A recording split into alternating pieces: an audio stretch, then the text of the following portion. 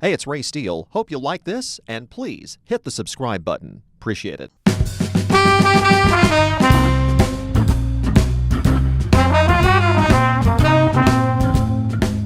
Indy Jazz Fest is almost here, and that means it's time for another visit from our friend, the King of Jazz of Indianapolis. He probably wouldn't like that title, Rob Dixon. But Rob, it's good to see you again. How are you, my friend? Thanks, Ray. Thanks for having me on. I'm excited. I'm surprised there's a hole in your schedule. It looks like every time I turn around, Rob Dixon is playing this place or that place. Yeah, you know? I mean, I do a lot of work, a lot of gigs, so I can't complain. Now, there's nothing wrong with doing a lot of gigs if you're a musician, especially a jazz musician, because it's funny, we were told that jazz is dying. We've been hearing that for 50, 60 years now. And I know, not in my world.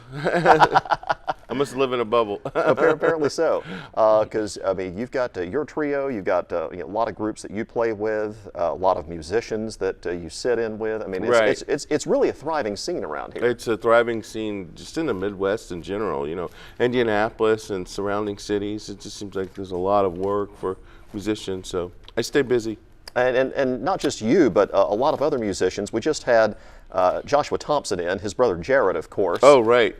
Performed with him at Opera in the Park. And so we got this melding of all different types of music happening all across Indianapolis. And so many gigs, so many festivals that happened over the summer. It's just, it's really been great the last couple of years, coming back from pandemic.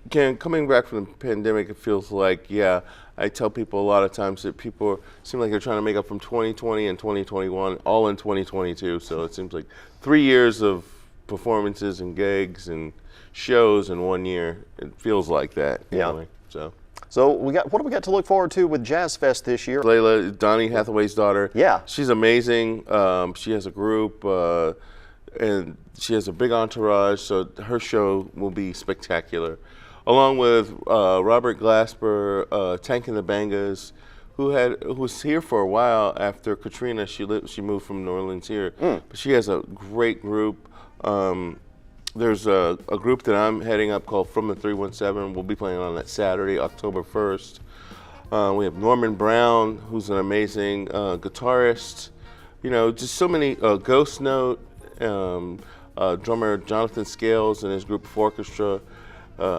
Rebirth Brass Band, which is from New Orleans, and it's, if you like second line and New Orleans music, second line music, they're probably one of the top bands. I mean, they're definitely, if you look at Spotify, you'll see that they'll come up on all on the playlist. So just a lot of great groups. We're also featuring an Indiana All-State High School Jazz Band with Derek Gardner, special guest with him. So people will be able to see that on October 2nd, the Sunday. So that's a feature of Jazz Fest every year, isn't it? The high school all-star band. Oh yeah, the Indiana All-State Band is featured with just a national jazz artist that we have. And in past years, we've done many different people like Randy Brecker from Stephon Harris, and this year's Derek Gardner. So they're excited about it. Being immersed in the high school music world, as I've been fortunate to be for the last few years, there are so many good jazz bands at high schools across Indiana right now there just seems like a really great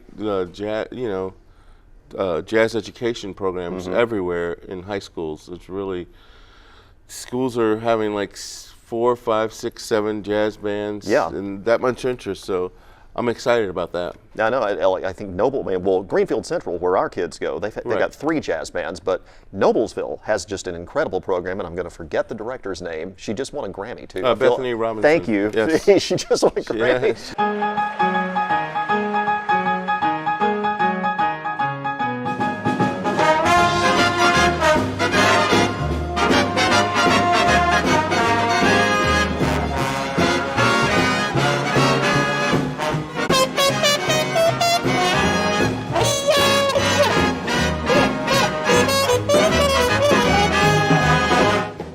They've got at least 4 just incredible bands there. Yeah, they have a lot of great bands in Carmel High School. Yeah.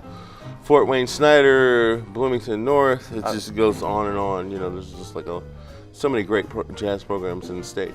How cool is it to work with not just those musicians, but you have certainly gotten the recognition, I think, that you deserve for the work that you put into Jazz Fest. I mean, your face is on mural downtown. I mean, what does that feel like from a musician's perspective to be recognized that way here in your hometown? Oh, yeah, I feel honored and just kind of humbled that people recognize me as being a leader in the music community, and which also makes me have a certain responsibility, feel like I need to do certain things, like when the pandemic hit, it's like I need to find work for musicians because, that's where. Right.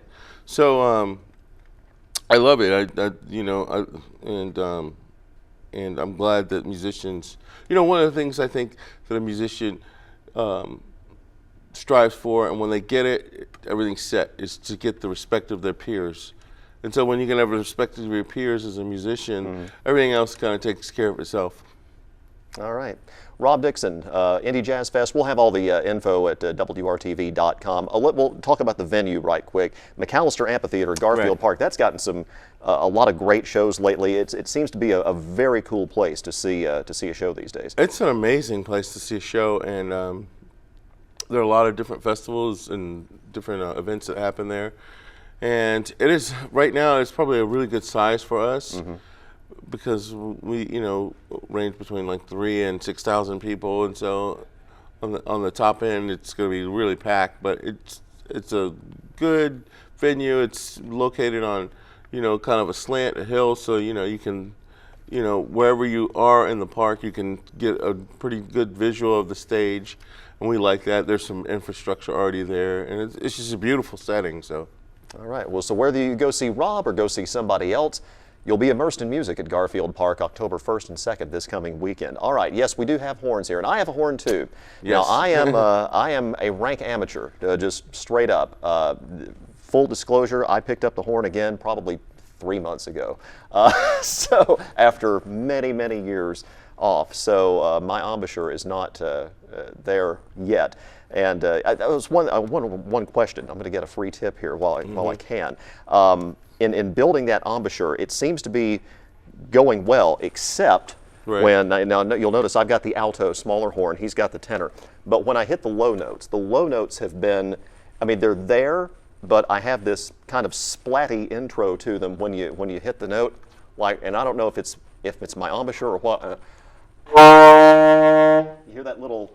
Oh, right. You see what I'm saying? Because when I hit which is a G on an alto, don't have any issues, or hit a middle C, but when I hit that low C, or especially the low B natural, right?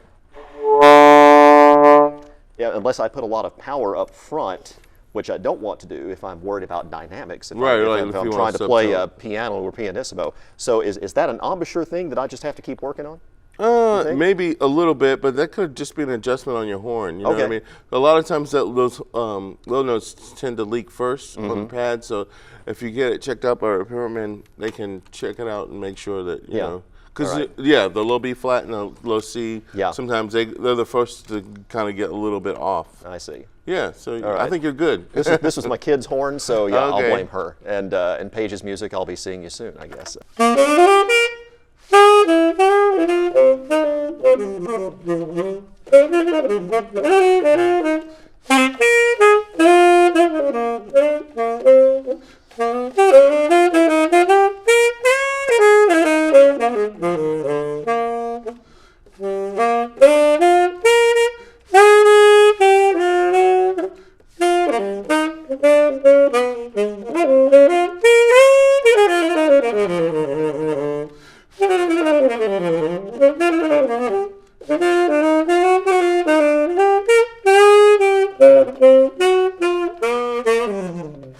Oh, Rob, that's some good stuff. Rob Dixon, Indy Jazz Fest. Go see him.